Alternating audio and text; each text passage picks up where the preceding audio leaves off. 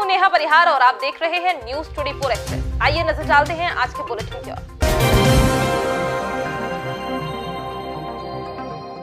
प्रयागराज कुंभ मेला में 9 होमगार्ड जवानों को सुरक्षा व्यवस्था में सराहनीय योगदान के लिए प्रशस्ति पत्र व मेडल प्रदान किए गए।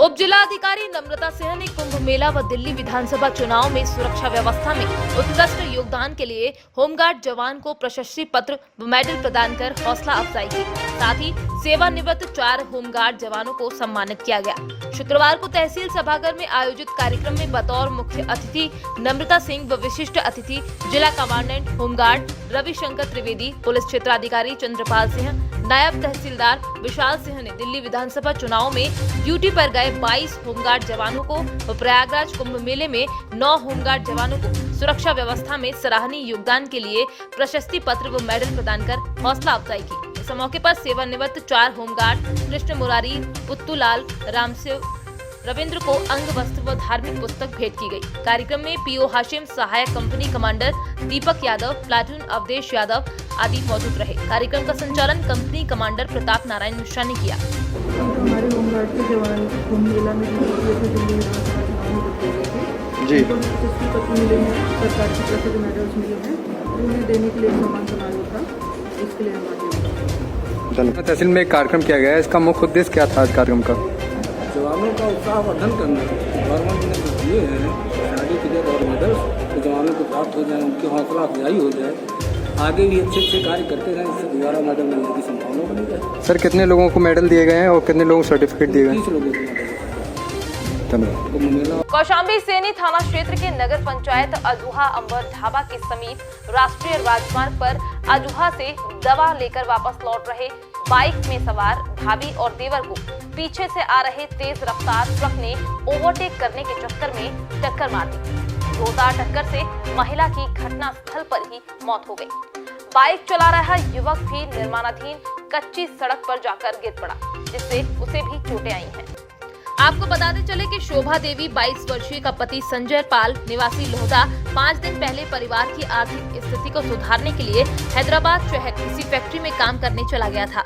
आज सुबह शोभा देवी अपने देवर लवलेश पाल के साथ बाइक पे सवार होकर अजूहा दवा कराने के लिए आई थी। दवा कराकर घर वापस लौट रहे भाभी देवर को पीछे से आ रहे तेज रफ्तार ट्रक ने शुक्रवार दोपहर लगभग 11:30 बजे अंबर ढाबा के सामने बाइक से टक्कर मार दी। टक्कर लगते ही महिला सड़क पर गिरी। महिला को ट्रक कुचलते हुए फरार हो गया। घायल देवर लवलेश पाल ने भाभी की मौत की खबर अपने परिजनों को दी। घटनास्थल पर रोते बिलखते परिजन दुधमुही बच्ची षष्ठी पाल 1.5 वर्ष को साथ लेकर मृतक शोभा देवी के पास पहुंच गए। घटना की सूचना मिलते ही पुलिस चौकी इंचार्ज विजय कुमार कुशवाहा मय हमराही घटनास्थल पर पहुंच महिला के शव को कब्जे में लेकर पोस्टमार्टम के लिए भेज दिया। ये कैसी क्या घटना हुई है? ट्रक आ गया था, मार दिया। तो आप क्या कहाँ से कहाँ जा रहे थे? लोहंडा जा रहे थे। लोहंडा जा रहे थे? अच्छा, दवा करवाने गए थे? दवा करवाने। क्या नाम है जो एक्सपायर की हैं? ये कैसे क्या घटना हुई है? दवाई करवाने आए, लौटा के एक्सीडेंट हो गया था। कितने बजे घर से निकली थी? करीब 8। क्या नाम है इनका? क्या थाना सैनिक क्षेत्र आज एक ट्रक से एक्सीडेंट हुआ है। हो गई है, महिला की बॉडी पोस्टमार्टम के लिए भेज दी गई है। अग्रिम कार्रवाई की गई।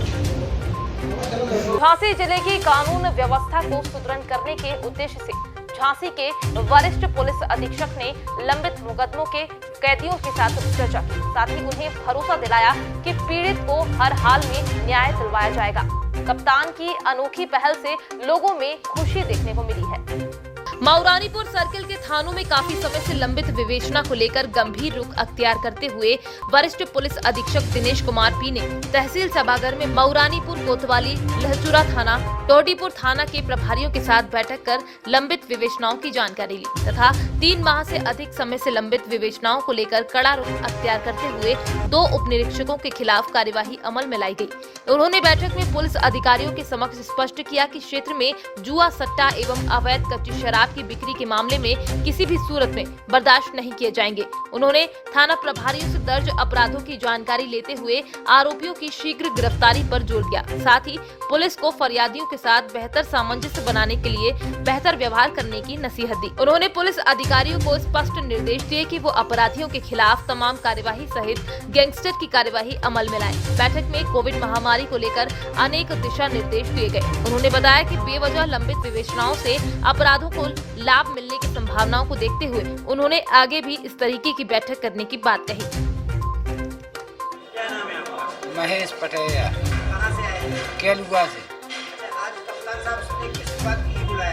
हमारी लड़की को 2 साल हो गई जब से दरोगा जी ने मऊरानीपुर थाने वालों ने कुछ भी नहीं किया, इसलिए कप्तान साहब ने हमको बुलाया था। आज क्या कहा उनने दरोगा जी से ये कहा कि 15 दिन का टाइम दिया है इनकी लड़की को ढूंढ कर। अच्छा ये बताइए, आज जो बैठक हुई है आपको मुलाकात हुई कप्तान साहब से? हाँ जी। ये पहली बार ऐसा हुआ है, कैसा लगा आपको? पहली बार हुआ है तो हमको अच्छा लगा और संतोष, हमारी आत्मा को शांति से मिली। मतलब आपको लग रहा है कि अब न्याय मिल जाएगा? हाँ, हमको लग रहा है कि हमको गवर्नमेंट से न्याय मिलेगा। क्या नाम है आपका? हमारा नाम हृदय सिंह। क्या नाम है आपका? हमारा नाम हृदय सिंह, ग्राम बोड़ा, ब्लॉक बगरा। आज आपको कप्तान साहब से मुलाकात हुई, जी। कैसा लगा आज? ये बहुत अच्छा लगा। आने वाले समय में अगर इसी तरीके से मीटिंगें चलती रही तो क्राइम बिल्कुल ही ख़त्म हो जाएगा और जो अपराधी किस्म के व्यक्ति हैं उन लोगों में भय व्याप्त होगा और क्राइम करने से वो कभी भूल नहीं करेंगे, क्राइम नहीं कर सकते। ये जो पहल अभी जिले के कप्तान ने द्वारा की गई, जी। क्या अंदर क्या किया, क्या पूछा आपसे, किस तरीके से बात की? हमने तो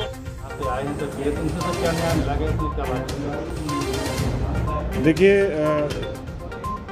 मऊरानीपुर सर्कल में सर्कल से सभी थानों की वार किया गया है जो 3 महीने के ऊपर पेंडिंग विवेचना है।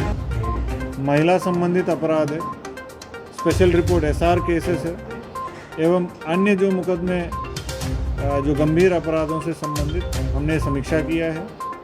इसमें हम लोग 3 महीने के ऊपर पेंडिंग विवेचनाओं के वादी को बुलाया है, वादी से सीधे संवाद स्थापित किया है, वादी की परेशानी सुना है।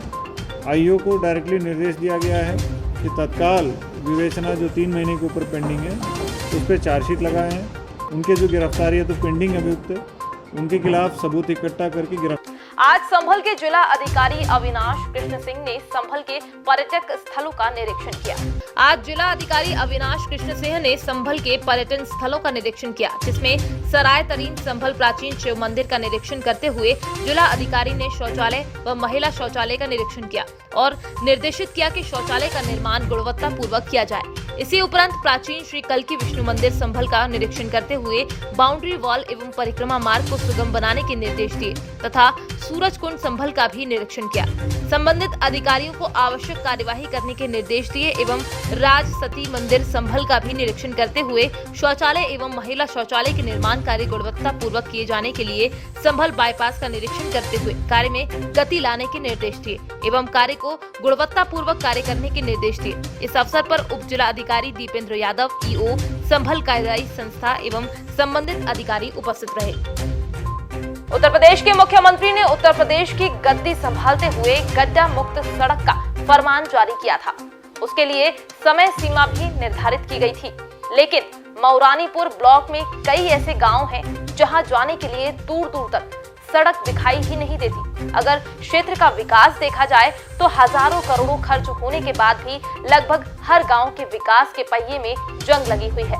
किसी भी गांव का आदमी आज विकास के नाम पर हंसता है या उस दिन को कोसता है जब उसने विश्वास में आकर अपना मत दे दिया। जानकारी के अनुसार मऊरानीपुर ब्लॉक के अंतर्गत आने वाले ग्राम चुरारा, टकटोली, मुतपुरा, मेलवारा जाने वाले लिंक मार्गों को देखकर ऐसा लगता है कि सड़क पर गड्ढा है कि गड्ढों में सड़क है। उबड़ खाबड़ बड़े बड़े गड्ढे सड़क में होने के कारण यहाँ के लोगों का जीना दुश्वार हो गया है। कहने को ये मार्ग की दूरी मऊरानीपुर से मात्र 13 या 14 किलोमीटर दूर है, लेकिन इतना रास्ता तय करने में लोगों को वाहनों से 1.5 से 2 घंटे का समय लगता है। ग्रामीणों ने बताया कि इस खराब रास्ते के कारण कई मरीज अस्पताल जाते समय रास्ते में ही मर जाते हैं तथा कई महिलाओं की डिलीवरी के लिए स्वास्थ्य केंद्र आते आते इन गड्ढों के कारण रास्ते में ही डिलीवरी हो जाती है। एक ग्रामीण ने बताया कि 5 साल में उसे 3 मोटरसाइकिल बदलनी पड़ी, जो मार्ग खराब होने की वजह से क्षतिग्रस्त हो गई थी। मथुपुरा प्रधान बालमुकुंद ने बताया कि इन गाँव के लोगों ने जनप्रतिनिधि अधिकारियों से कई बार सड़क बनवाने की मांग की, लेकिन आज तक किसी ने इस सड़क की ओर ध्यान नहीं दिया। इसी को लेकर ग्राम टकटोली मेलवारा के लोगों ने मतदान का बहिष्कार किया, लेकिन अधिकारियों एवं प्रतिनिधियों ने आश्वासन दिया कि शीघ्र सड़क बन जाएगी। ग्राम प्रधान मेलवारा ने बताया कि प्रतिनिधि महोदय से कई बार लिंक मार्ग बनवाने की मांग की, लेकिन लगभग 4 वर्ष पूरे होने को हैं, अभी तक प्रतिनिधि ने मांग पूरी नहीं की। ग्राम प्रधान टकटोली ने कहा कि जनप्रतिनिधि द्वारा गाँव से बेरुखी है। अब चुनाव के समय ही जब वोट मांगने के लिए आएंगे तो सभी उनका बहिष्कार करेंगे। क्या नाम है? फूलचंद कुशवाहा, ग्राम प्रधान टकटोली जी। ये बताइए, ये सड़क कब से ऐसी है?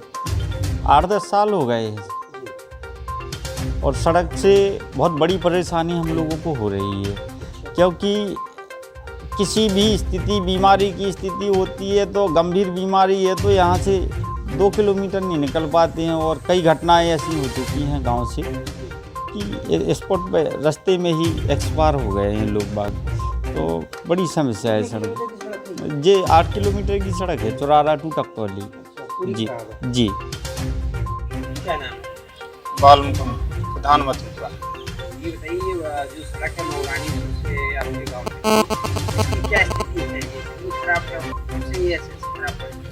3-4 साल से खराब है। 4 साल से खराब है। मतलब कितने सड़क पे है ही नहीं पूरी? नहीं। अभी मुख्यमंत्री जी ने आदेश किए थे कि सड़क को गड्ढा मुक्त किया जाए, तो क्या कुछ हुआ है इसमें? नहीं, कुछ कार्य नहीं हुआ है। थोड़ा बहुत मिट्टी कुछ मोरम डली और कुछ कार्य।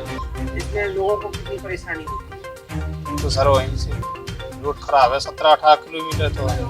आप लोगों ने कभी इसकी मांग शासन प्रशासन से की है? हाँ सर, कई बार मेलवारा टकटोली द्वारा सूचना दी गई है, लेकिन अभी तक कोई काम नहीं।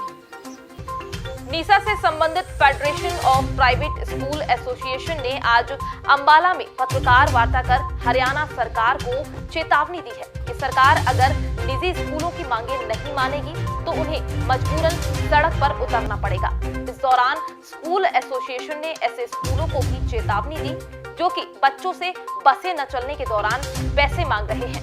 वहीं नीसा ने आज निजी स्कूलों के टीचरों के कोरोना टेस्ट की फीस लेने के फैसले को भी वापस लेने की मांग की है।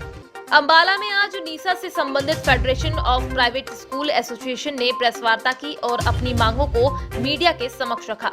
नीसा के राष्ट्रीय प्रधान कुलभूषण शर्मा ने मीडिया कर्मियों से बात करते हुए बताया कि उन्होंने सरकार के सम्मुख 3 मांगे रखी हैं। उनकी मांगों में सबसे पहले स्कूल संचालकों की आर्थिक बदहाली का हवाला देकर नीसा के अध्यक्ष ने बताया कि आज स्कूलों के हालात सही नहीं है। ऐसे में अगर स्कूल अपने टीचरों को 1600 रुपए में कोरोना का टेस्ट करवाने के लिए कहेंगे तो ये उन पर आर्थिक बोझ डालने जैसा होगा। वहीं स्कूल बंद है लेकिन उनके एवरेज बिजली के बिल भेजे जा रहे हैं। नीसा ने मांग की है कि बिजली के बिल एवरेज न भेजकर एक्चुअल भेजे जाएं। वहीं नीसा ने सरकार से ये मांग की है कि बसों सहित अन्य लोन की किस्त मार्च तक स्थगित की जाए। निजी स्कूलों ने आज की प्रेस वार्ता में सरकार को कड़े शब्दों में चेतावनी भी दी है। उन्होंने बताया कि सरकार उनकी मांगे नहीं मानती तो निजी स्कूल सड़कों पर उतरने से भी नहीं चूकेंगे और धरना प्रदर्शन भी करेंगे। वहीं कुछ ऐसी भी शिकायतें सामने आ रही हैं कि कुछ निजी स्कूल बिना स्कूल बस चलाए ट्रांसपोर्ट चार्ज की मांग कर रहे हैं। इस मामले पर मीडिया के सवालों के जवाब देते हुए नीसा प्रधान ने कहा कि अगर कोई स्कूल ऐसे चार्ज मांग रहा है तो कार्यवाही होने पर एसोसिएशन उसका साथ नहीं देगा। देखिए, सरकार स्कूल शुरू करने जा रही है, स्वागत योग्य कदम है, लेकिन आर्थिक स्थिति स्कूल संचालकों की बहुत ही विकट है और ऐसे में अगर प्राइवेट स्कूल्स के टीचर्स को कहा जाए कि कोरोना टेस्ट को पैसे देकर करवाएं, ये बिल्कुल असंभव होगा और भेदभाव जरूर होगा।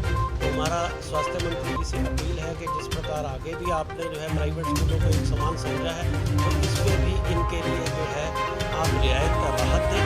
और दूसरा, जो बिजली के बिल हैं वो हमारे से एक्चुअल लिए जाए, ना कि एवरेज। बहुत बड़े बड़े बिल हमें भेजे जा रहे हैं, ऐसे में हम स्कूल नहीं खोल पाएंगे। तीसरा, जो बसों की किस्तें हैं मोरेटोरियम और अन्य लोनों की किस्तें हैं जो सितंबर से शुरू हो रही हैं, इनको मार्च तक स्थगित किया जाए, क्योंकि आर्थिक स्थिति प्राइवेट स्कूलों की बिल्कुल सही नहीं है।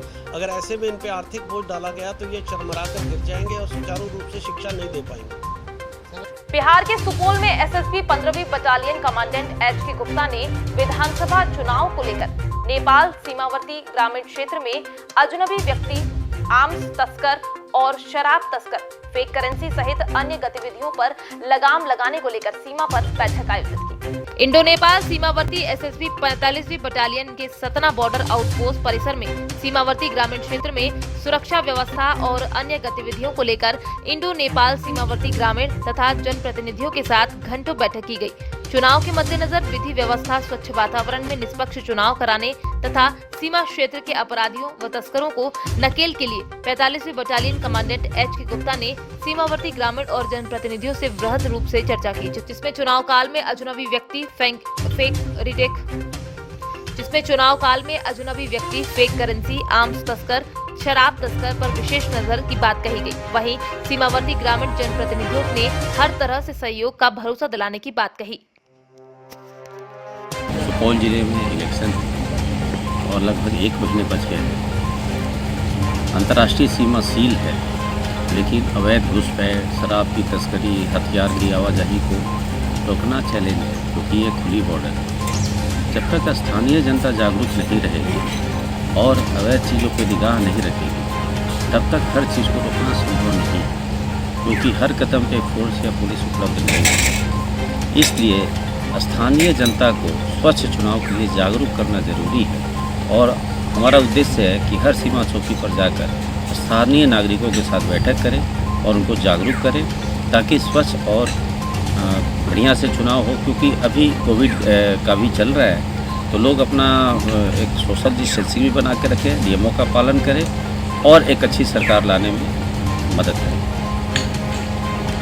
जनपद मुजफ्फरनगर के चरथावल पुलिस को एक बड़ी सफलता मिली है। पुलिस ने 1 सप्ताह पूर्व किसान का थैला काटकर 40,000 रुपए चोरी करने वाले अंतरजातीय महिला चोर गिरोह का पर्दाफाश करते हुए गिरोह की 4 सदस्यों को गिरफ्तार कर लिया है, जिनके पास से 2 मोबाइल, 4 ब्लेड और 10,500 रुपए बरामद किए गए हैं। सीओ सदर कुलदीप कुमार के मार्गदर्शन में चरथावल थाना प्रभारी धर्मेंद्र सिंह को एक बड़ी सफलता मिली है। पुलिस ने 1 सप्ताह पूर्व 40,000 रुपए की बैंक काटकर हुई चोरी का खुलासा करते हुए अंतरजातीय महिला चोर गिरोह की 4 सदस्यों को गिरफ्तार किया है। आपको बता दें, 1 सप्ताह पूर्व न्यामू गांव के निवासी किसान का चोरों ने थैला काटकर 40,000 रुपए उड़ाकर सनसनी फैला दी थी, जिसका थाना प्रभारी धर्मेंद्र सिंह ने खुलासा करते हुए हिना पत्नी गौतम निवासी गुलखेड़ी थाना बोढ़ा जिला राजगढ़, वंशिका पुत्री विनोद, प्रियंका पत्नी संदीप उपासना, मनोरिया पुत्री डेनी निवासी कदिया सांसी तहसील पचोर जिला राजगढ़ को गिरफ्तार किया है, जिनके कब्जे से 2 मोबाइल, 4 ब्लेड, 10,500 रुपए बरामद किए गए हैं। सीओ सदर कुलदीप कुमार ने प्रेस वार्ता करते हुए पूरी जानकारी दी। 10,000 रुपए चुराए गए थे बैंक से, क्या मामला है? आज उसका खुलासा किया गया। ये दिनांक 30 तारीख को एक घटना चरथावल कस्बे में हुई थी। बैंक के आसपास एक किसान का जो थैला था, जो पैसे निकाल के लेके जा रहा था, उसमें कट लगा के और 40,000 रुपये उससे निकाल लिए थे। इस पर हमारी टीम सक्रिय हुई, थाना चरथावल की जो टीम थी उसने सोची थोड़ी मेहनत की इस घटना को वर्कआउट करने के लिए। और इसमें आज हमें सूचना मिली थी कि कुछ इसी टाइप की महिलाएँ हैं, क्योंकि जो उसमें CCTV में जो आई थी महिलाएँ, जो संदेह के घेरे में आई थी, कुछ महिलाएँ इस तरह का अपराध कर रही हैं। उनको आज वो पुनः गधेड़ू में बैंक के आसपास इसी तरह की घटना को अंजाम देने की फिराक में थी। इसकी सूचना पुलिस को मिली। पुलिस ने बड़ी सूझबूझ के साथ महिला पुलिस को लेके उनको आज गिरफ्तार किया, जिन्होंने वो घटना कबूल की है। और उस घटना को उसी घटना के 10,500 रुपये से बरामद हुए। 4 ब्लेड काट के, जब आदमी बैंक में बिजी रहता है लाइन में, तो साइड से अपना कट लगा के उसका पैसा पार कर देते हैं, या वो जब उनको गिन रहा होता है या उसको रख के फार्म भर रहा होता है या अपना बुक में चढ़ा रहा होता है, उस टाइम में अपना उसको टारगेट बनाते हैं। बरामदी क्या कैसे? इनसे एक जो घटना हुई थी 30 तारीख को, उसका पैसा बरामद हुआ 10,500 रुपये और इनसे ब्लेड बरामद। मारुति ट्रेडिंग कंपनी धर्मकांटे के पास गडीबा रोड पीदासर में सुबह करीब 10:30 से 11 बजे के बीच में एक दुकान में आग लग गई। दुकान मालिक उस समय दुकान में नहीं था। अभी आग लगने का कारण अज्ञात बताया जा रहा है। दुकान मालिक पास ही की दुकान में गया था। पीछे से दुकान में अज्ञात कारणों की वजह से आग लग गई। आसपास के दुकानदारों और व्यक्तियों ने पुलिस प्रशासन व नगरपालिका प्रशासन को सूचना दी। प्रशासन ने समय पर पहुंचकर आग पर काबू पाया। सूत्रों के मुताबिक कहा जा रहा है कि कोई जान हानि नहीं हुई है, लेकिन दुकान का पूरा सामान पूरी तरह से क्षतिग्रस्त हो गया है।